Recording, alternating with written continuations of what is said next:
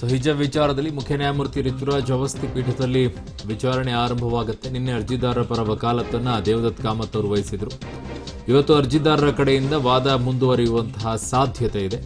ಕೆಲವೇ ಕ್ಷಣಗಳಲ್ಲಿ ಹೈಕೋರ್ಟ್ನಲ್ಲಿ ಮುಖ್ಯ ನ್ಯಾಯಮೂರ್ತಿ ಋತುರಾಜ್ ಅವಸ್ಥಿ ಅವರ ಪೀಠದಲ್ಲಿ ವಿಚಾರಣೆ ನಡೆಯಲಿದೆ, ಆರಂಭವಾಗುತ್ತೆ.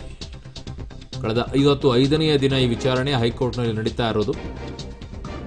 ಕೆಲವೇ ಕ್ಷಣಗಳಲ್ಲಿ ಹೈಕೋರ್ಟ್ನಲ್ಲಿ ಹಿಜಾಬ್ ಕುರಿತ ವಿಚಾರಣೆ ಆರಂಭವಾಗಲಿದೆ, ಮುಂದುವರಿಯಲಿದೆ. ಯಾಕಂದರೆ ಕಳೆದ 4 ದಿನಗಳಿಂದ ವಿಚಾರಣೆ ನಡೆದಿದೆ. ಇವತ್ತು 5ನೆಯ ದಿನ ವಿಚಾರಣೆ ನಡೆಯುತ್ತೆ. ಒಂದು ಕಡೆಗೆ ಹೈಕೋರ್ಟ್ ಮಧ್ಯಂತರ ಆದೇಶದ ಪಾಲನೆ ಆಗಬೇಕು, ಆದರೆ ಪಾಲನೆ ಆಗ್ತಾ ಇಲ್ಲ. ಅದ್ಯಾರು ಕೂಡ ಇಲ್ಲಿ ಪ್ರಸ್ತಾಪನೂ ಮಾಡ್ತಾ ಇಲ್ಲ. ಇನ್ನು ಅರ್ಜಿದಾರ ಪರ ವಕಾಲತ್ತನ್ನು ದೇವದತ್ ಕಾಮತ್ ಅವರೇನು ವಹಿಸಿದ್ರು, ಅವರೆಲ್ಲ ವಾದವನ್ನು ಮಂಡಿಸಿದ್ರು. ಅದೇ ವಾದ ಮುಂದುವರಿಯುವಂತಹ ಸಾಧ್ಯತೆ ಇದೆ. ಇನ್ನು ಎಷ್ಟು ದಿನ ತೆಗೆದುಕೊಳ್ಳುತ್ತೋ ಗೊತ್ತಿಲ್ಲ. ಸುದೀರ್ಘವಾಗಿ ನಡಿಬೇಕು. ಮುಖ್ಯ ನ್ಯಾಯಮೂರ್ತಿ ಋತುರಾಜ್ ಅವಸ್ಥಿ ಪೀಠದಲ್ಲಿ ಈ ವಿಚಾರಣೆ ನಡೀತಾ ಇದೆ. 3 ಸದಸ್ಯ ಪೀಠದಲ್ಲಿ ನಡೀತಾ ಇರುವಂತಹ ವಿಚಾರಣೆ ಇದಾಗಿದೆ. ಇವತ್ತು ಕೂಡ ಅರ್ಜಿದಾರರ ಪರ ವಕೀಲರು ವಾದವನ್ನು ಮಂಡಿಸಲಿದ್ದಾರೆ. ಮುಂದುವರಿಯುವಂಥ ಸಾಧ್ಯತೆ ಇದೆ. ಇನ್ನೊಂದು ಕಡೆಗೆ ಎಲ್ಲ ವಾದಗಳನ್ನು ಆಲಿಸಿದ ನಂತರ ಸರ್ಕಾರವೂ ಕೂಡ ಅದಕ್ಕೆ ಉತ್ತರವನ್ನು ಕೊಡಬೇಕಾಗತ್ತೆ, ಎಲ್ಲದಕ್ಕೂ ಕೂಡ ಹೇಳಬೇಕಾಗತ್ತೆ. ಅದೆಲ್ಲ ಹೇಳಿದ ನಂತರ ಮುಂದಿನ ತೀರ್ಪು ಬರುತ್ತೆ. ಕೊಟ್ಟಿರುವಂಥ ಮಧ್ಯಂತರ ಆದೇಶಕ್ಕೆ ಬೆಲೆಯನ್ನು ಕೊಡ್ತಾ ಇಲ್ಲ. ಕೋರ್ಟ್ ಹೇಳಿದ್ದನ್ನೆಲ್ಲ ನಾವು ಪಾಲನೆ ಮಾಡಬೇಕು ಅಂತ ಹೇಳಿ ಕೆಲವೊಂದಿಷ್ಟು ಮುಸ್ಲಿಂ ಮುಖಂಡರು ಹೇಳ್ತಾರೆ. ಇನ್ನೊಂದು ಕಡೆಗೆ ಕೋರ್ಟ್ ಏನೇ ಹೇಳಿದರೂ ಕೂಡ ನಮ್ಮ ಧರ್ಮ ನಮಗೆ ಮುಖ್ಯ, ನಾವು ಅದನ್ನೇ ಹಾಕ್ಕೊಂಡೇ ಹೋಗ್ತೀವಿ ಅನ್ನುವಂಥದ್ದು.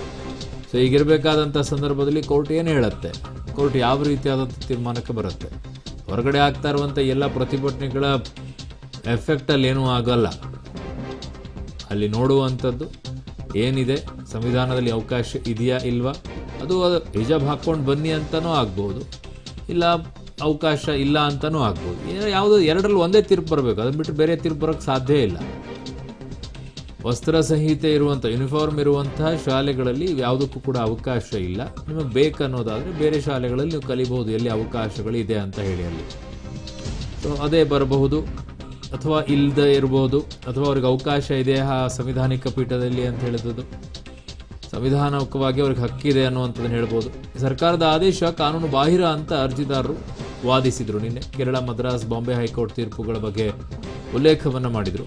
ಸರ್ಕಾರದ ಆದೇಶ ಕಾನೂನು ಬಾಹಿರ ಅಂತ ಅರ್ಜಿದಾರರು ವಾದವನ್ನು ಮಂಡಿಸಿದರು, ಅಂದರೆ ವಸ್ತ್ರ ಸಂಹಿತೆ ವಿಚಾರದಲ್ಲಿ.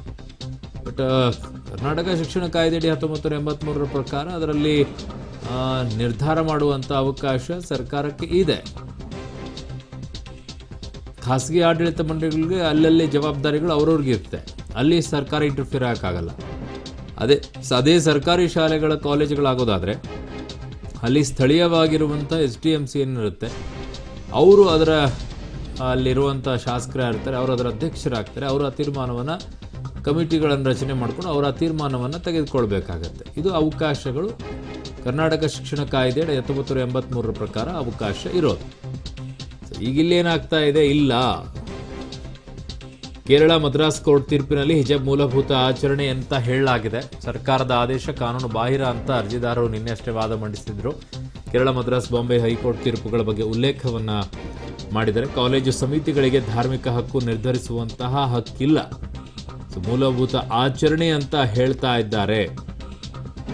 ಮೂಲಭೂತ ಆಚರಣೆ ಓಕೆ, ಬಟ್ ಶಾಲೆಗಳಲ್ಲಿ ಅದರ ಅವಕಾಶ ಇದೆಯಾ ಅನ್ನೋದು ಇಲ್ಲಿ ಮುಖ್ಯ. ಮೂಲಭೂತ ಆಚರಣೆ ಇಲ್ಲ ಅಂತ ಹೇಳ್ತಾ ಇರೋರು ಯಾರು? ಅದು ನಿಮ್ಮ ಧಾರ್ಮಿಕ ಹಕ್ಕು ಅಂತ ಇಲ್ಲ ಅಂತ ಹೇಳ್ತಾ ಇರೋರು ಯಾರು?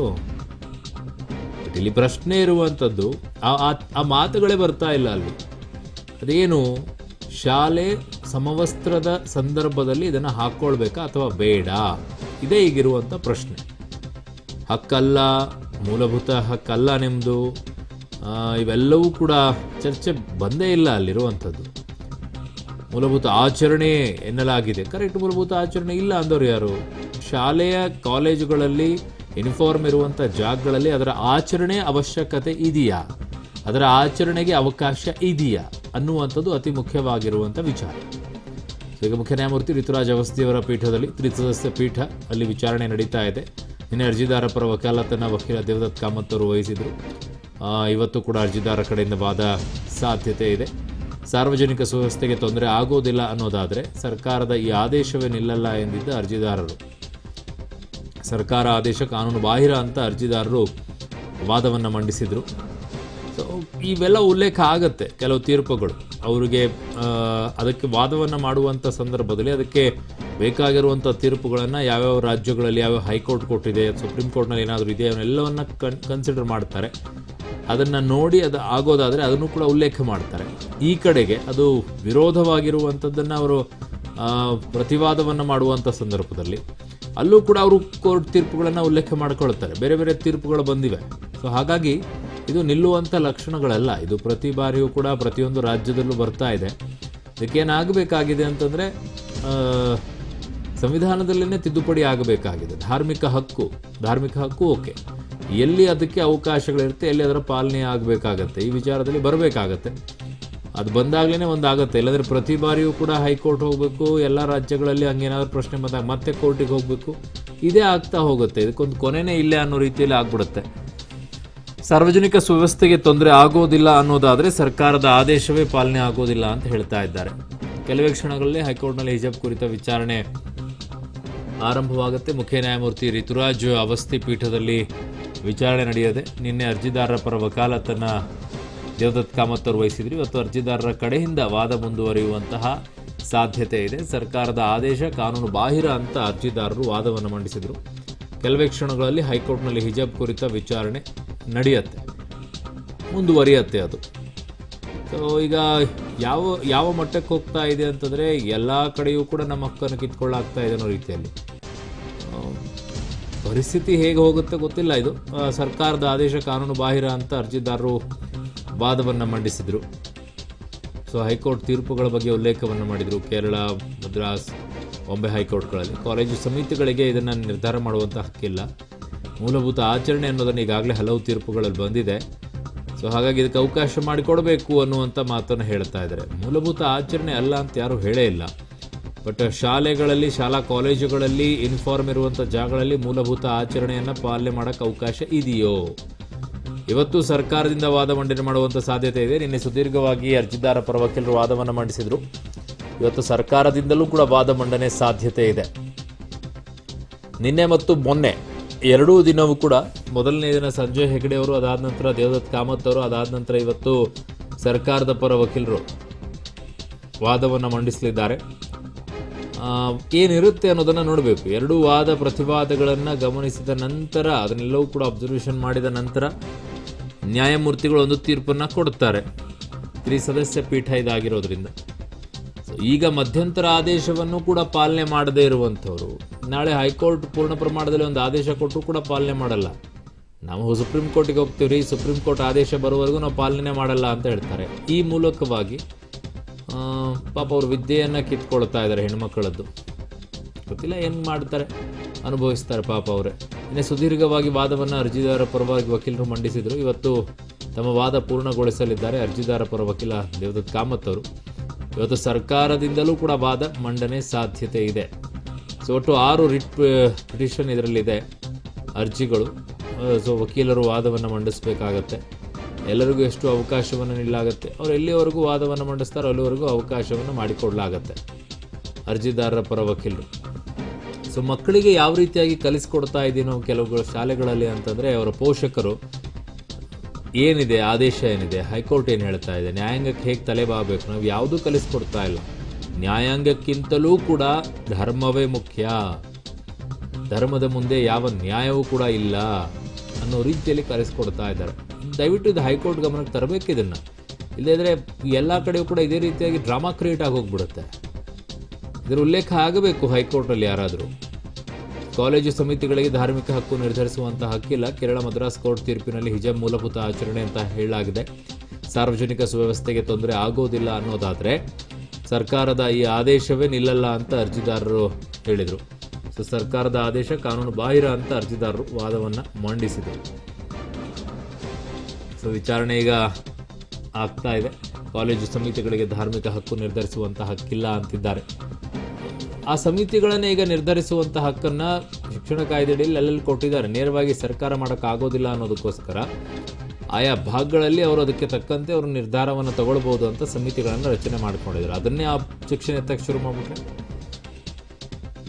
ಸೊ ಕೇರಳ, ಮದ್ರಾಸ್, ಬಾಂಬೆ ಹೈಕೋರ್ಟ್ನಲ್ಲಿ ತೀರ್ಪಿದೆ. ಆ ತೀರ್ಪಿನ ಪ್ರಕಾರ ಈಗ ನಮಗೂ ಕೂಡ ಮೂಲಭೂತ ಆಚರಣೆ ಏನಿದೆ ಆಚರಣೆಯನ್ನು ಮಾಡೋಕ್ಕೆ ಅವಕಾಶ ಮಾಡಿಕೊಡಿ ಅಂತ ಹೇಳಿ.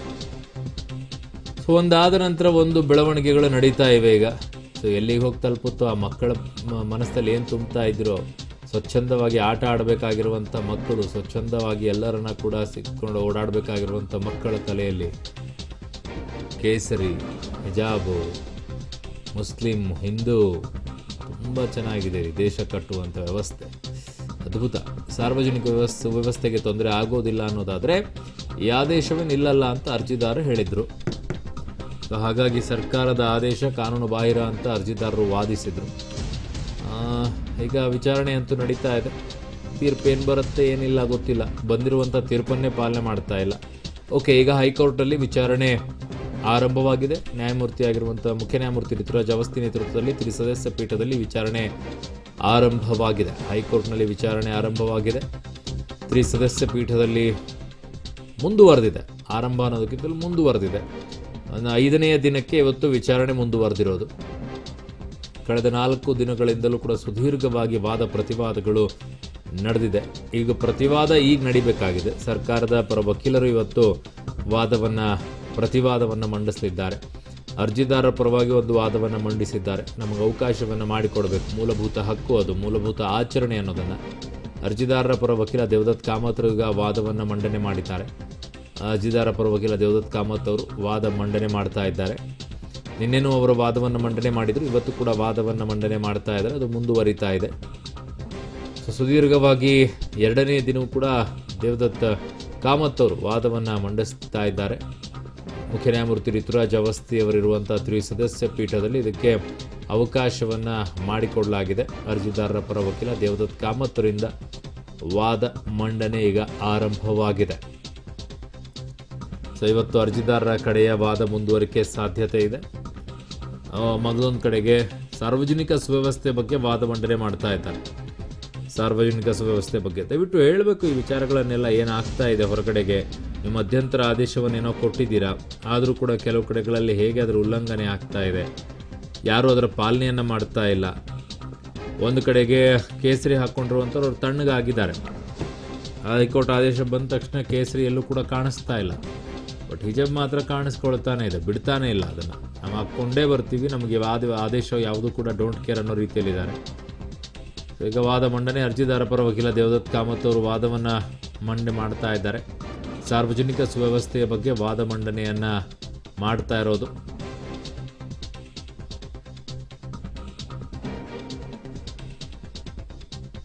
ಸೊ ಹೈಕೋರ್ಟ್ನಲ್ಲಿ 5ನೆಯ ದಿನಕ್ಕೆ ಈಗ ಹಿಜಾಬ್ ವಿಚಾರದಲ್ಲಿ ನಡೀತಾ ಇರುವಂತಹ ಈ ವಾದ ಪ್ರತಿವಾದ ಮುಂದುವರಿತಾ ಇದೆ. ಸೊ ಅರ್ಜಿದಾರ ಪರ ವಕೀಲರ ದೇವದತ್ ಕಾಮತ್ ಅವರು ಹೇಳ್ತಾ ಇದ್ದಾರೆ, ಸಾರ್ವಜನಿಕ ಸುವ್ಯವಸ್ಥೆಯ ಬಗ್ಗೆ ವಾದ ಮಂಡನೆ ಮಾಡ್ತಾ ಇದ್ದಾರೆ. ಸಾರ್ವಜನಿಕ ಸುವ್ಯವಸ್ಥೆ ಪದಕ್ಕೆ ಬಹು ಅರ್ಥ ಇದೆ ಅಂತ ಸರ್ಕಾರ ಹೇಳ್ತಾ ಇದೆ. ಒಂದೊಂದೇ ಅಂಶಗಳನ್ನು ಅದರಲ್ಲಿ ಹೇಳ್ತಾ ಇದ್ದಾರೆ. ಸಾರ್ವಜನಿಕ ಸುವ್ಯವಸ್ಥೆಯ ವಿಚಾರದಲ್ಲಿ ಒಂದಿಷ್ಟು ಮಾತುಗಳನ್ನು ಹೇಳ್ತಾ ಇದ್ದಾರೆ. ಸಾರ್ವಜನಿಕ ಸುವ್ಯವಸ್ಥೆ ಅನ್ನುವಂಥ ಪದಕ್ಕೆ ಬಹು ಅರ್ಥ ಇದೆ ಅಂತ ಸರ್ಕಾರ ಹೇಳ್ತಾ ಇದೆ. ಅರ್ಜಿದಾರರ ಪರ ವಕೀಲ ದೇವದತ್ ಕಾಮತ್ ಅವರು ವಾದವನ್ನು ಮಂಡನೆ ಮಾಡ್ತಾ ಈ ಮಾತುಗಳನ್ನು ಹೇಳ್ತಾ ಇದ್ದಾರೆ, ವಾದವನ್ನು ಮಂಡಿಸ್ತಾ ಇದ್ದಾರೆ. ನ್ಯಾಯಮೂರ್ತಿಗಳ ಗಮನಕ್ಕೆ ಯಾರಾದರೂ ಈ ವಿಚಾರವನ್ನು ತರಬೇಕು, ಏನಾಗ್ತಾ ಇದೆ ಅನ್ನುವಂಥ ವಿಚಾರ. ಕೇವಲ ಈಗ ವಾದ ಪ್ರತಿವಾದಗಳು ಮೂಲ ಏನಾಗ್ತಾ ಇದೆ, ನಿಮ್ಮ ಆದೇಶದ ಪಾಲನೆ ಆಗ್ತಾ ಇಲ್ಲ ಅನ್ನುವಂಥದ್ದನ್ನು ಹೇಳಬೇಕು ಸರ್ಕಾರದ ವಕೀಲರು ಅಥವಾ ಇನ್ಯಾರ ಇದರ ವಕೀಲರು ಯಾರಾದರೂ ಗಮನಕ್ಕೆ ತರಬೇಕು. ಸೊ ಈಗ ಸದ್ಯಕ್ಕಂತೂ ಇವತ್ತೇ ಮುಗಿಯತ್ತಾ ಅಂತಂದರೆ ಇವತ್ತು ಮುಗಿಯೋ ಲಕ್ಷಣಗಳು ಯಾವುದೂ ಕೂಡ ಇಲ್ಲ. ಇನ್ನೂ ನಡೆಯುತ್ತೆ, ಇನ್ನೂ 1-2 ದಿನ ಅಂತೂ ನಡೆಯುತ್ತೆ. ಸಾರ್ವಜನಿಕ ಸುವ್ಯವಸ್ಥೆಯ ವಿಚಾರದಲ್ಲಿ ಮಾತನಾಡ್ತಾ ಇದ್ದಾರೆ. ಕಾರಣ ಈ ಸಾರ್ವಜನಿಕ ಸುವ್ಯವಸ್ಥೆ ಅನ್ನೋದನ್ನು ಯಾಕೆ ತಗೊಳ್ತಾ ಇದ್ದಾರೆ ಅಂತಂದರೆ, ಸರ್ಕಾರ ಒಂದು ಆದೇಶವನ್ನು ಹೊರಡಿಸುತ್ತೆ. ಸಾರ್ವಜನಿಕ ಸುವ್ಯವಸ್ಥೆಯ ಕಾರಣವನ್ನು ಕೊಟ್ಟು ಇವ್ಯಾವುದು ಕೂಡ ಪಾಲನೆಯನ್ನು ಮಾಡಬೇಡಿ, ಸಮವಸ್ತ್ರ ಏನಿದೆ ಅದನ್ನು ಮಾತ್ರ ಹಾಕ್ಕೊಳ್ಬೇಕು ಅನ್ನೋದನ್ನು ಸರ್ಕಾರ ಒಂದು ಆದೇಶವನ್ನು ಹೊರಡಿಸುತ್ತೆ. ಅದನ್ನೇ ಈಗ ವಕೀಲರು, ಅರ್ಜಿದಾರ ಪರ ವಕೀಲರು ಇಟ್ಕೊಂಡಿದ್ದಾರೆ. ಸಾರ್ವಜನಿಕ ಸುವ್ಯವಸ್ಥೆ ಅನ್ನುವಂಥ ಪದವನ್ನು ಬಳಕೆ ಮಾಡಿಕೊಂಡೇ ವಾದವನ್ನು ಮಂಡಿಸ್ತಾ ಇದ್ದಾರೆ. ನಿನ್ನೆಯೂ ಕೂಡ ವಿಚಾರದಲ್ಲಿ ಪ್ರಸ್ತಾಪ ಮಾಡಿದರು, ಇವತ್ತು ಕೂಡ ವಿಚಾರದಲ್ಲಿ ಪ್ರಸ್ತಾಪ ಮಾಡಿದ್ದಾರೆ. ಅದಕ್ಕೆ ಬಹು ಅರ್ಥ ಇದೆ ಅಂತ ಸರ್ಕಾರ ಹೇಳ್ತಾ ಇದೆ. ಭಾಷಾಂತರ ಕುರಿತ ಸರ್ಕಾರದ ವಾದಕ್ಕೆ ಆಕ್ಷೇಪವನ್ನು ವ್ಯಕ್ತಪಡಿಸಿದ್ದಾರೆ ಅರ್ಜಿದಾರ ಪರ ವಕೀಲ ದೇವದತ್ ಕಾಮತ್ ಅವರು. ಸಾರ್ವಜನಿಕ ಸುವ್ಯವಸ್ಥೆ ಅನ್ನುವಂಥ ಪದಕ್ಕೆ ಬಹು ಅರ್ಥ ಇದೆ ಅಂತ ಹೇಳ್ತಾ ಇದ್ದಾರೆ. ಬಟ್ ಇದನ್ನು ಭಾಷಾಂತರ ಏನಿದೆ, ಸಾರ್ವಜನಿಕ ಸುವ್ಯವಸ್ಥೆ ಭಾಷಾಂತರ ಕುರಿತ ಸರ್ಕಾರದ ವಾದಕ್ಕೆ ಆಕ್ಷೇಪವನ್ನು ಎತ್ತಿದ್ದಾರೆ ವಕೀಲರಾಗಿರುವಂಥ ದೇವದತ್ ಕಾಮತ್ ಅವರು. ಸೊ ಈಗ ಸುದೀರ್ಘವಾಗಿ ಈ ವಾದ ಪ್ರತಿವಾದಗಳು ನಡೆಯುತ್ತೆ. ಕಳೆದ 4 ದಿನಗಳಲ್ಲಿ ವಾದ ಆಗಿತ್ತು. ಇವತ್ತು 5ನೇ ದಿನ ವಾದ ಮಂಡನೆ ಆಗ್ತಾ ಇದೆ. ಇನ್ನೂ 2 ದಿನ ಹೋಗುತ್ತಾ ಹೋಗಲ್ವಾ, ಅಥವಾ ಇವತ್ತಾಗುತ್ತಾ ನಾಳೆ ಆಗುತ್ತಾ? ಕಾರಣ ಸರ್ಕಾರದ ಕೂಡ ವಾದ ಮಂಡನೆ ಆಗಬೇಕಾಗಿದೆ. ಒಟ್ಟು 6 ಪಿಟಿಷನ್ ಇಲ್ಲಿರೋದು, 6 ಅರ್ಜಿಗಳಿರೋದು. ಸೊ ಹಾಗಾಗಿ ಎಲ್ಲ ವಕೀಲರಿಗೂ ಕೂಡ ಅವಕಾಶವನ್ನು ಕೊಡಬೇಕಾಗತ್ತೆ. ಈಗಾಗಲೇ ಸಂಜಯ್ ಹೆಗಡೆ ಅವರು ಮಾತನಾಡಿದ್ದಾರೆ. ಅದಾದ ನಂತರ ಈಗ ದೇವದತ್ ಕಾಮತ್ ಅವರು ಮಾತನಾಡ್ತಾ ಇದ್ದಾರೆ. ಅವರು ಮಾತನಾಡಿದ ನಂತರ ಸರ್ಕಾರದ ಪರ ವಕೀಲರು ಅಲ್ಲಿ ವಾದವನ್ನು ಮಂಡನೆ ಮಾಡಬೇಕಾಗತ್ತೆ. ಸೊ ಅರ್ಜಿದಾರ ಪರ ವಕೀಲ ದೇವದತ್ ಕಾಮತ್ ಅವರು ಏನು ವಾದವನ್ನು ಮಂಡನೆ ಮಾಡ್ತಾ ಇದ್ದಾರೆ, ಅದರಲ್ಲಿ ಸಾರ್ವಜನಿಕ ಸುವ್ಯವಸ್ಥೆ ಬಗ್ಗೆ ವಾದವನ್ನು ಮಂಡನೆ ಮಾಡ್ತಾ ಇದ್ದಾರೆ. ಈ ಸಾರ್ವಜನಿಕ ಸುವ್ಯವಸ್ಥೆ ಪದಕ್ಕೆ ಬಹು ಅರ್ಥ ಇದೆ ಅಂತ ಸರ್ಕಾರ ಹೇಳ್ತಾ ಇದೆ.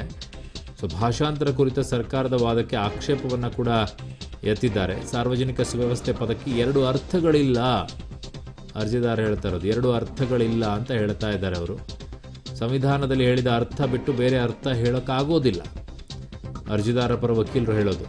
ಸಂವಿಧಾನದಲ್ಲಿ ಬಿಟ್ಟು ಬೇರೆ ಅರ್ಥ ಹೇಳೋಕ್ಕಾಗೋದಿಲ್ಲ. ಇದಕ್ಕೆ ಬಹು ಅರ್ಥ ಇದೆ ಅಂತ ಸರ್ಕಾರ ಹೇಳ್ತಾ ಇದೆ. ಹಂಗಾಗಲ್ವಲ್ಲ, ಸಂವಿಧಾನದಲ್ಲಿ ಏನಿದೆ ಅದು ಕರೆಕ್ಟ್ ಅಂತೇಳಿ ಅವರು ಹೇಳ್ತಾ ಇದ್ದಾರೆ. ಅದು ವಾದ. ಅದನ್ನು ಹೇಗೆ ನ್ಯಾಯಮೂರ್ತಿಗಳು ನೋಡ್ತಾರೆ ನೋಡಬೇಕು, ಯಾವ ರೀತಿಯಾಗಿ ಅಂತ ಹೇಳಿ.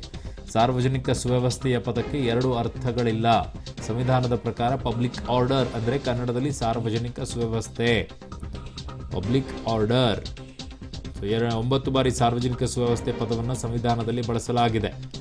ಅರ್ಜಿದಾರರ ಪರ ವಕೀಲ ದೇವದತ್ ಕಾಮತ್ ಅವರು ವಾದವನ್ನು ಮಂಡನೆ ಮಾಡ್ತಾ ಹೇಳ್ತಾ ಇದ್ದಾರೆ 9 ಸಲ ಬಳಕೆ ಮಾಡಲಾಗಿದೆ ಅಂತ.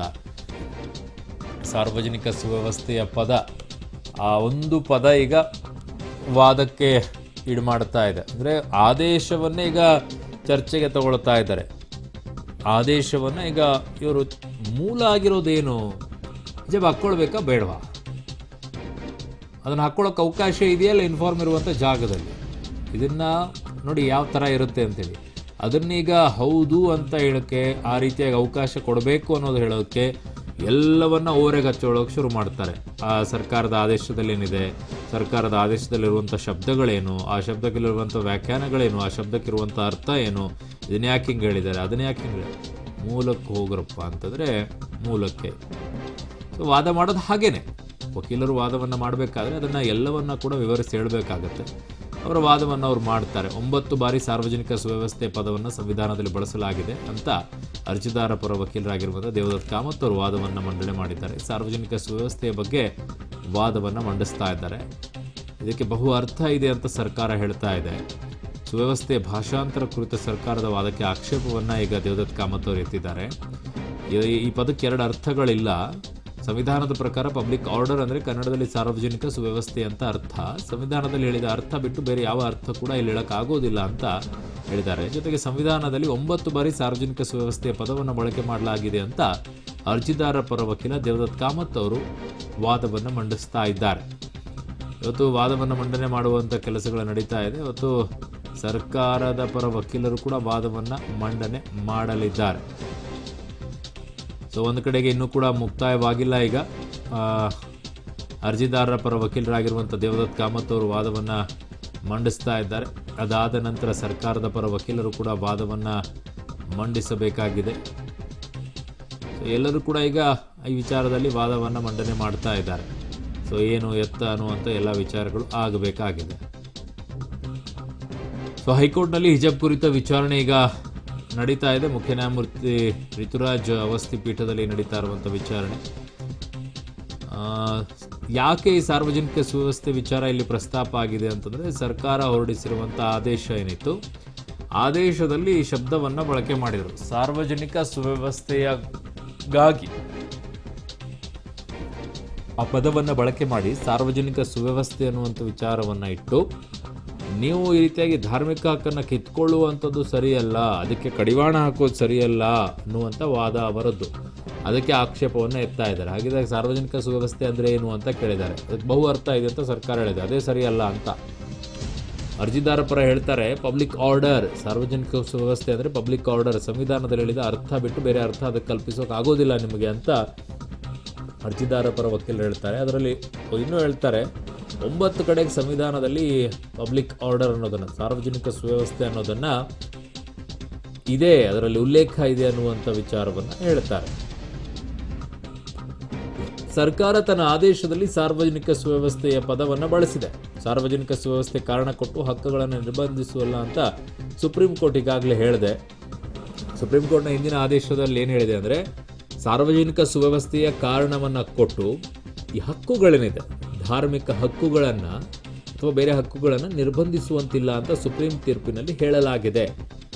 ಉಲ್ಲೇಖ ಮಾಡ್ತಾ ಹೋಗ್ತಾರೆ, ಇದಕ್ಕೆ ಎಲ್ಲದಕ್ಕೂ ಕೂಡ ಉಲ್ಲೇಖವನ್ನು ಮಾಡ್ತಾರೆ. ಸುಪ್ರೀಂ ಕೋರ್ಟ್ ತೀರ್ಪೇನಿದೆ, ಹೈಕೋರ್ಟ್ನ ಯಾವ ರಾಜ್ಯದಲ್ಲಿ ತೀರ್ಪುಗಳು ಬೇರೆ ಇದ್ದಾವೆ, ಅವೆಲ್ಲವನ್ನ ಕೂಡ ಇಲ್ಲಿ ಉಲ್ಲೇಖವನ್ನು ಮಾಡ್ತಾ ಹೋಗ್ತಾರೆ. ಹಾಗೆ ಇಲ್ಲೊಂದು ಉಲ್ಲೇಖವನ್ನು ಮಾಡಿದ್ದಾರೆ, ಸಾರ್ವಜನಿಕ ಸುವ್ಯವಸ್ಥೆಯ ಕಾರಣದ ವಿಚಾರದಲ್ಲಿ ಹಕ್ಕುಗಳನ್ನು ನಿರ್ಬಂಧಿಸುವಂತಿಲ್ಲ ಅಂತ ಸುಪ್ರೀಂ ತೀರ್ಪಿನಲ್ಲಿ ಹೇಳಾಗಿದೆ. ಸರ್ಕಾರ ತನ್ನ ಆದೇಶದಲ್ಲಿ ಸಾರ್ವಜನಿಕ ಸುವ್ಯವಸ್ಥೆ ಪದ ಏನು ಬಳಕೆ ಮಾಡಿದೆ, ಆ ಪದ, ಆ ಸಾರ್ವಜನಿಕ ಸುವ್ಯವಸ್ಥೆ ಅನ್ನುವಂಥದ್ದನ್ನು ಪದವನ್ನು ಬಳಕೆ ಮಾಡಿ ಹಕ್ಕುಗಳನ್ನು ನಿರ್ಬಂಧಿಸೋ ಹಾಗಿಲ್ಲ ಅಂತ ಸುಪ್ರೀಂ ಕೋರ್ಟ್ ಹೇಳಿದೆ. ಆದರೆ ಇಲ್ಲಿ ರಾಜ್ಯದಲ್ಲಿ ಸರ್ಕಾರ ಹಕ್ಕುಗಳನ್ನು ನಿರ್ಬಂಧಿಸ್ತಾ ಇದೆ ಅಂತ ಹೇಳ್ತಾ ಇದ್ದಾರೆ. ಬೇರೆ ಕಡೆಗೆ ಆಗೋದಿಲ್ಲ, ಬಟ್ ಶಾಲೆಗಳಲ್ಲಿ ಅನ್ನುವಂಥದ್ದು ಮುಖ್ಯವಾಗುತ್ತೆ, ಶಾಲಾ ಕಾಲೇಜುಗಳಲ್ಲಿ ಅನ್ನೋದು ಮುಖ್ಯವಾಗುತ್ತೆ, ಸಮವಸ್ತ್ರ ಇರುವಂಥ ಜಾಗಗಳಲ್ಲಿ ಅನ್ನುವಂಥದ್ದು ಮುಖ್ಯವಾಗುತ್ತೆ. ಈ ತೀರ್ಪೇನಿದೆಯಲ್ಲ, ಈ ತೀರ್ಪು ಅತ್ಯಂತ ಮಹತ್ವವನ್ನು ಪಡ್ಕೊಳ್ಳುತ್ತೆ. ಇವತ್ತು ಶಾಲೆಯಲ್ಲಿ ಯೂನಿಫಾರ್ಮ್ನಲ್ಲೂ ಕೂಡ ಇದನ್ನು ಹಾಕೊಳ್ಳೋಕೆ ಅವಕಾಶ ಮಾಡಿಕೊಡುವಂಥದ್ದಾದರೆ, ನಾಳೆ ಪೊಲೀಸ್ ಡಿಪಾರ್ಟ್ಮೆಂಟಲ್ಲೂ ಬರುತ್ತೆ, ನಾಳೆ ಆರ್ಮಿಯಲ್ಲೂ ಕೂಡ ಬರುತ್ತೆ. ಯೂನಿಫಾರ್ಮ್ ಇರುವಂಥ ಎಲ್ಲ ಜಾಗಗಳಲ್ಲೂ ಕೂಡ ಇದಕ್ಕೆ ಅವಕಾಶ ಬಂದೇ ಬರುತ್ತೆ, ಅದಕ್ಕೊಂದು ಹೆಜ್ಜೆಯನ್ನು ಹಾಕಿಕೊಡುತ್ತೆ. ಹಾಗಾಗಿ ಬಹಳ ಮಹತ್ವವನ್ನು ಪಡ್ಕೊಳ್ಳುತ್ತೆ ಈ ವಾದ ಪ್ರತಿವಾದಗಳು. ಈ ತೀರ್ಪೇನಿದೆ, ಈ ತೀರ್ಪು ಮೇಲೆ ಎಲ್ಲರೂ ಕೂಡ ಕಾಯ್ತಾ ಕೂತಿದ್ದಾರೆ. ಹಕ್ಕುಗಳನ್ನು ನಿರ್ಬಂಧಿಸುವಂತಿಲ್ಲ ಅಂತ ಸುಪ್ರೀಂ ತೀರ್ಪಿನಲ್ಲಿ ಹೇಳಲಾಗಿದೆ. ಸರ್ಕಾರ ತನ್ನ ಆದೇಶದಲ್ಲಿ ಸಾರ್ವಜನಿಕ ಸುವ್ಯವಸ್ಥೆ ಪದವನ್ನು ಬಳಕೆ ಮಾಡಿದೆ. ಸಾರ್ವಜನಿಕ ಸುವ್ಯವಸ್ಥೆಯ ಕಾರಣವನ್ನು ಕೊಟ್ಟು ಹಕ್ಕುಗಳನ್ನು ನಿರ್ಬಂಧಿಸುವ ಹಾಗಿಲ್ಲ ಅಂತ ಸುಪ್ರೀಂ ಕೋರ್ಟ್ ತೀರ್ಪಿನಲ್ಲಿ ಹೇಳಲಾಗಿದೆ. But in what condition, in what circumstances, ಎಲ್ಲಿ ಅನ್ನೋದು ಕೂಡ ಮುಖ್ಯ. ಬರೀ ಅದಷ್ಟೇ ಹೇಳಿದ್ದನ್ನು ಅದೊಂದೇ ಕೋರ್ಟ್ ತೊಗೊಂಡ್ರೆ, ಬಟ್ ಯಾವ ವಿಚಾರದಲ್ಲಿ ಸುಪ್ರೀಂ ಕೋರ್ಟ್ ಅದನ್ನು ಹೇಳುತ್ತೆ ಅನ್ನೋದು ಮುಖ್ಯವಾಗುತ್ತೆ.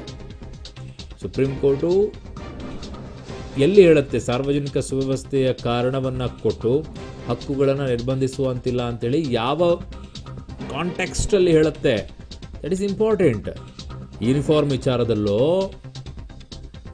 ಬೇರೆ ಯಾವುದಾದ್ರೂ ಭಾಗಗಳಲ್ಲಿ ಧರ್ಮದ ಹಕ್ಕುಗಳನ್ನು ಪಾಲನೆ ಮಾಡ್ತೀವಿ ಅಂತ ಹೇಳಿರುವಂಥ ವಿಚಾರದಲ್ಲೋ, ಯಾವುದರಲ್ಲಿ ಅದು ಅತಿ ಮುಖ್ಯವಾಗಿರುತ್ತೆ. ಅದರಲ್ಲಿ ಕೇಳ್ತಿರ್ತಾರೆ, ಅದು ವಾದ ನಡೀತಾ ಇರುತ್ತೆ, ಪ್ರತಿವಾದಗಳು ನಡೆಯುತ್ತಾ ಇರುತ್ತೆ. ಅದೇ ವಿಚಾರದಲ್ಲಿ ಹೇಳ್ತಾರೆ, ಅದೇನು ದೊಡ್ಡ ಸಮಸ್ಯೆಗಳೇನಾಗೋದಿಲ್ಲ, ಅದನ್ನು ಹೇಳ್ತಾರೆ. ಬಟ್ ಇಲ್ಲಿ ಇರುವಂಥ ವಿಚಾರ ಏನು, ಹಿಜಾಬ್ ಹಾಕ್ಕೊಂಡು ಬರಬೇಕಾ ಅಥವಾ ಹಾಕ್ಕೊಂಡು ಬರಬಾರ್ದಾ ಶಾಲಾ ಕಾಲೇಜುಗಳಿಗೆ, ಅದು ಯೂನಿಫಾರ್ಮ್ ಇರುವಂಥ ಜಾಗದಲ್ಲಿ. ಅದನ್ನು ವಿವರಿಸೋಕ್ಕೋಸ್ಕರ ಇವನ್ನೆಲ್ಲವನ್ನು ಹೇಳ್ತಾ ಹೋಗಬೇಕಾಗತ್ತೆ. ಶುರುವಾಗಿದ್ದು ಸರ್ಕಾರದ ಆದೇಶದಿಂದಾಗಿ ಅಂತ ಹೇಳಿ. ಸೊ ಸರ್ಕಾರದ ಆದೇಶದಲ್ಲಿರುವಂಥದ್ದು ಸಾರ್ವಜನಿಕ ಸುವ್ಯವಸ್ಥೆ ಅನ್ನುವಂಥ ಪದ. ಆ ಸಾರ್ವಜನಿಕ ಸುವ್ಯವಸ್ಥೆ ಅನ್ನುವಂಥ ಪದಕ್ಕೇನಿದೆ, ಅದರ ಡೆಫಿನೇಷನ್ ಏನು, ಸರ್ಕಾರ ಹೇಳುತ್ತೆ ಅದಕ್ಕೆ ಬಹು ವ್ಯಾಖ್ಯಾನ ಇದೆ ಅಂಥೇಳಿ. ಬಟ್ ಅವ್ರು ಹೇಳ್ತಾರೆ, ಇಲ್ಲ, ಸಂವಿಧಾನದಲ್ಲಿರುವಂಥದ್ದೇ ಆಗಬೇಕು, ಪಬ್ಲಿಕ್ ಆರ್ಡರ್ ಅದೇ ಅದಕ್ಕೆ, ಅದನ್ನು ಬಿಟ್ಟು ಬೇರೆ ಯಾವುದು ವರ್ಡ್ ಆಗೋದಿಲ್ಲ ಅದಕ್ಕೆ ಅಂತ ಹೇಳ್ತಾರೆ. ಸೊ ಹಾಗಾಗಿ ಅದನ್ನು ಸಾರ್ವಜನಿಕ ಸುವ್ಯವಸ್ಥೆ ಅನ್ನುವಂಥ ಒಂದು ಕಾರಣ ಕೊಟ್ಟು ಹಕ್ಕುಗಳನ್ನು ನಿರ್ಬಂಧಿಸುವ ಹಾಗಿಲ್ಲ ಅಂತ ಸುಪ್ರೀಂ ತೀರ್ಪಿನಲ್ಲಿ ಹೇಳಾಗಿದೆ. ಬಟ್ ಅದು ಶಾಲಾ ಕಾಲೇಜುಗಳಿಗೆ ಅನ್ವಯವಾಗುತ್ತಾ, ಯೂನಿಫಾರ್ಮ್ ಇರುವಂಥ ಜಾಗಗಳಿಗೆ ಅನ್ವಯವಾಗುತ್ತಾ ಅನ್ನೋದನ್ನು ಇಲ್ಲಿ ಅತ್ಯಂತ ಗಮನಿಸ್ಕೊಳ್ಬೇಕಾಗತ್ತೆ. ಅದನ್ನು ನ್ಯಾಯಾಧೀಶರು ಕೇಳ್ತಾರೆ, ಅದರ ಕೌಂಟರ್ ಆರ್ಗ್ಯುಮೆಂಟ್ ಕೂಡ ನಡೆಯುತ್ತೆ, ಎಲ್ಲ ವಾದಗಳು ಕೂಡ ನಡೆಯುತ್ತೆ. ಧರ್ಮದ ಮೂಲಭೂತ ಆಚರಣೆ ಆದರೆ ಅದನ್ನು ಎತ್ತಿ ಹಿಡಿಬೇಕು, ಧರ್ಮದ ಮೂಲಭೂತ ಆಚರಣೆ ಆದರೆ ಅದನ್ನು ಎತ್ತಿ ಹಿಡಿಬೇಕು ಅನ್ನುವಂಥದ್ದು. ಸೊ ಈಗೆಲ್ಲ ವಾದಗಳು ಮುಗಿಸ್ಕೊಂಡು ಕೊನೆಯ ಹಂತಕ್ಕೆ ಬಂದಂಗೆ ಕಾಣಿಸ್ತಾ ಇದ್ದಾರೆ ದೇವದತ್ ಕಾಮತ್ ಅವರು ವಾದವನ್ನು ಮಂಡಿಸ್ತಾ. ಮೂಲಭೂತ ಆಚರಣೆ ಅನ್ನೋದಾದರೆ ಧರ್ಮದ್ದು, ಅದನ್ನು ಎತ್ತಿ ಹಿಡಿಯಬೇಕು ಅನ್ನುವಂಥ ವಿಚಾರವನ್ನು ಹೇಳಿದ್ದಾರೆ. ಬಟ್ ಎಲ್ಲಿ, ಎಲ್ಲ ಕಡೆಯೋ, ವಾಟ್ ನೆಕ್ಸ್ಟ್ ಕ್ವಶನ್ ಅಲ್ಲೇ ಬರುತ್ತೆ. ಹಿಂದೆ ಸುಪ್ರೀಂ ಕೋರ್ಟ್ ನೀಡಿದ ತೀರ್ಪಿನ ಉಲ್ಲೇಖವನ್ನು ಮಾಡ್ತಾ ಇದ್ದಾರೆ. ಹಿಂದಿನ ಬಾಂಬೆ ಸರ್ಕಾರ ಮಾಡಿದ ಕಾನೂನು ರದ್ದುಗೊಳಿಸಿದ ಸುಪ್ರೀಂ ಕೋರ್ಟನ್ನು ಉಲ್ಲೇಖ ಮಾಡ್ತಾ ಇದ್ದಾರೆ. ಧರ್ಮದ ಮೂಲಭೂತ ಆಚರಣೆ ಆದರೆ ಅದನ್ನು ಎತ್ತಿ ಹಿಡಿಬೇಕು, ಈ ಹಿಂದೆ ಸುಪ್ರೀಂ ಕೋರ್ಟ್ ಇನ್ ತೀರ್ಪಿನಲ್ಲಿ ಉಲ್ಲೇಖವನ್ನು ಮಾಡಿದೆ, ಅದನ್ನೇ ಹೇಳ್ತಾ ಇದ್ದಾರೆ. ಹಿಂದೆ ಬಾಂಬೆ ಸರ್ಕಾರ ಮಾಡಿದಂಥ ಕಾನೂನನ್ನು ಸುಪ್ರೀಂ ಕೋರ್ಟ್ ರದ್ದುಗೊಳಿಸಿರುತ್ತೆ, ಅದನ್ನೇ ಈಗ ಉಲ್ಲೇಖವನ್ನು ಮಾಡಿ ದೇವದತ್ ಕಾಮತ್ ಅವರು ಹೇಳ್ತಾ ಇದ್ದಾರೆ. ಸೊ ಅರ್ಜಿದಾರರ ಪರ ವಕೀಲರು ವಾದವನ್ನು ಮಂಡಿಸ್ತಾ ಎಲ್ಲ ವಿಚಾರಗಳನ್ನು ಹೇಳ್ತಾ ಹೋಗ್ತಾ ಇದ್ದಾರೆ. ಸೊ ಇನ್ನೂ ಕೂಡ ಸರ್ಕಾರದ ಪರ ವಕೀಲರು ವಾದವನ್ನು ಮಂಡಿಸಬೇಕಾಗಿದೆ. ಧರ್ಮದ ಮೂಲಭೂತ ಆಚರಣೆ ಆದರೆ ಅದನ್ನು ಎತ್ತಿ ಹಿಡಿಬೇಕು ಅಂತ ಹೇಳಿ ಅದನ್ನು ಅದು ಕೋರ್ಟ್ ತೀರ್ಮಾನ ಮಾಡುತ್ತೆ. ಹಿಂದೆ ಸುಪ್ರೀಂ ಕೋರ್ಟ್ ಏನು ಹೇಳಿದೆ ಇವನ್ನೆಲ್ಲವನ್ನು ಅಬ್ಸರ್ವೇಷನ್ ಮಾಡುತ್ತೆ. ಸುಪ್ರೀಂ ಕೋರ್ಟ್ ಕೂಡ ಮೊನ್ನೆ ಈ ವಿಚಾರದಲ್ಲಿ ಮುಖ್ಯ ನ್ಯಾಯಮೂರ್ತಿಗಳು ಚೀಫ್ ಜಸ್ಟಿಸ್ ಆಫ್ ಇಂಡಿಯಾ ಅವರು ಹೇಳಿದ್ದಾರೆ, ನಾವು ತುಂಬ ಅಬ್ಸರ್ವ್ ಮಾಡ್ತಾ ಇದ್ವಿ ವಿಚಾರದಲ್ಲಿ ಅಂತ ಹೇಳಿದ್ದಾರೆ, ಗಮನಿಸ್ತಾ ಇದ್ವಿ ಹೈಕೋರ್ಟ್ನಲ್ಲಿ ಏನಾಗ್ತಾ ಇದೆ ಅನ್ನೋದನ್ನು. ಸೊ ಹಾಗಾಗಿ ಎಲ್ಲ ಬೆಳವಣಿಗೆಗಳಾದ ನಂತರ ಮತ್ತು ಹೋಗಲೇಬೇಕು ಅದು ಸುಪ್ರೀಂ ಕೋರ್ಟ್ಗೆ. ಎರಡೂ ಕಡೆಯೂ ಕೂಡ ತೀರ್ಪು ಹೇಗೆ ಬರುತ್ತೆ ಅನ್ನೋದ್ರ ಮೇಲೆ ಎರಡೂ ಕಡೆಯೂ ಕೂಡ ಮತ್ತೆ ಸುಪ್ರೀಂ ಕೋರ್ಟ್ ಮೆಟ್ಲು ಹತ್ತುತ್ತೆ ಇದೆ, ಯಾವ ಅನುಮಾನವೂ ಕೂಡ ಇಲ್ಲ. ತೀರ್ಪು ಯಾವ ರೀತಿಯಲ್ಲಿ ಬಂದರೂ ಕೂಡ ಸುಪ್ರೀಂ ಕೋರ್ಟ್ ಮೆಟ್ಟಿಲು ಹತ್ತುತ್ತೆ ಈ ಪ್ರಕರಣ. ಸೊ ಹಿಂದೆ ಸುಪ್ರೀಂ ಕೋರ್ಟ್ ನೀಡಿದ ತೀರ್ಪಿನ ಉಲ್ಲೇಖವನ್ನು ಮಾಡ್ತಾ ಹೇಳ್ತಾ ಇರ್ತಾರೆ, ಬಾಂಬೆ ಸರ್ಕಾರ ಒಂದು ಕಾನೂನನ್ನು ಮಾಡುತ್ತೆ, ಅದನ್ನು ಸುಪ್ರೀಂ ಕೋರ್ಟ್ ರದ್ದುಗೊಳಿಸುತ್ತೆ. ಸಾಮಾಜಿಕ ಸುಧಾರಣೆ ಕಾರಣ ಧರ್ಮ ಸುಧಾರಣೆ ಕಾನೂನು ರೂಪಿಸಲು ಆಗೋದಿಲ್ಲ. ಧರ್ಮದ ಮೂಲಭೂತ ಆಚರಣೆ ಆದರೆ ಅದನ್ನು ಎತ್ತಿ ಹಿಡಿಬೇಕು. ಸುಪ್ರೀಂ ಕೋರ್ಟ್ ಏನು ತೀರ್ಪಿನಲ್ಲಿ ಉಲ್ಲೇಖವನ್ನು ಮಾಡಿದೆ ಅದನ್ನು ಹೇಳ್ತಾ ಇದ್ದಾರೆ. ಬಾಂಬೆ ಸರ್ಕಾರ ಮಾಡಿದ ಕಾನೂನನ್ನು ರದ್ದುಗೊಳಿಸಿತ್ತು ಸುಪ್ರೀಂ ಕೋರ್ಟ್ ಅಂತ ಹೇಳಿ. ಸಾಮಾಜಿಕ ಸುಧಾರಣೆ ಕಾರಣ ಮತ್ತು ಧರ್ಮ ಸುಧಾರಣೆ ಕಾನೂನು ರೂಪಿಸಲು ಅನುಮತಿಸಲ್ಲ ಅಂತ ಹೇಳಿದ್ದಾರೆ. ಸೊ ಎಲ್ಲವೂ ಕೂಡ ಒಂದೊಂದೇ ವಿಚಾರಗಳು ಬರ್ತಾ ಹೋಗ್ತಾ ಇವೆ, ಏನೇನಿದೆ ಏನಿಲ್ಲ ಅಂಥೇಳಿ. ಧರ್ಮದ ಮೂಲಭೂತ ಆಚರಣೆ ಆದರೆ ಅದನ್ನು ಎತ್ತಿ ಹಿಡಿಬೇಕು ಅಂತ ದೇವದತ್ ಕಾಮತ್ ಅವರು ಹೇಳ್ತಾ ಇದ್ದಾರೆ. ಸುಪ್ರೀಂ ಕೋರ್ಟ್ ನೀಡಿದ ತೀರ್ಪಿನ ಉಲ್ಲೇಖವನ್ನು ಮಾಡ್ತಾ ಬಾಂಬೆ ಸರ್ಕಾರ ಮಾಡಿದ ಕಾನೂನನ್ನು ಸುಪ್ರೀಂ ಕೋರ್ಟ್ ರದ್ದುಗೊಳಿಸಿತ್ತು. ಸಾಮಾಜಿಕ ಸುಧಾರಣೆ ಕಾರಣ ಮತ್ತು ಧರ್ಮ ಸುಧಾರಣೆ ಕಾನೂನು ರೂಪಿಸೋಕೆ ಅನುಮತಿಸಲ್ಲ. ಧರ್ಮದ ಮೂಲಭೂತ ಆಚರಣೆ ಆಗಿದ್ದರೆ ಆಚರಣೆಯನ್ನು ನಿರ್ಬಂಧಿಸಲು ಆಗಲ್ಲ. ಸಾರ್ವಜನಿಕ ಸುವ್ಯವಸ್ಥೆ, ನೈತಿಕತೆ, ಆರೋಗ್ಯದ ಕಾರಣ ಕೊಟ್ಟು ನಿರ್ಬಂಧಿಸಲು ಆಗಲ್ಲ ಧರ್ಮದ ಮೂಲಭೂತ ಆಚರಣೆ ಆದರೆ. ಸೊ ಹಾಗಾಗಿ ಅದನ್ನು ಎತ್ತಿ ಹಿಡಿಬೇಕು ಅಂತ ಹೇಳಿ ಈಗ ಅರ್ಜಿದಾರರ ಪರ ವಕೀಲರಾಗಿರುವಂಥ ದೇವದತ್ ಕಾಮತ್ ಅವರು ಅಲ್ಲಿ ವಾದವನ್ನು ಮಂಡಿಸ್ತಾ ಇದ್ದಾರೆ.